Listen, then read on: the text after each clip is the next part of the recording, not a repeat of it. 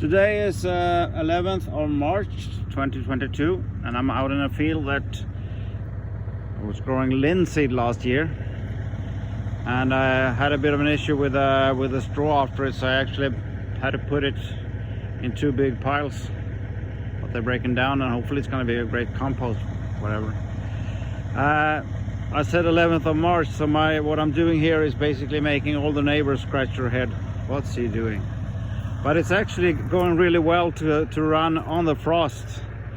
It's been sunny today, so the surface has loosened up, but we still have a frost down here that I can drive on.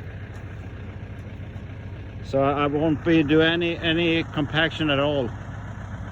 And I'm using the carrier with the CrossCutter disc, running like about 15 kilometers per hour. So it's a lot of soil spraying around here, and I kind of like the result here. It almost looks like it's ready to sow in this, and it's kind of nice to have that done 11th of March.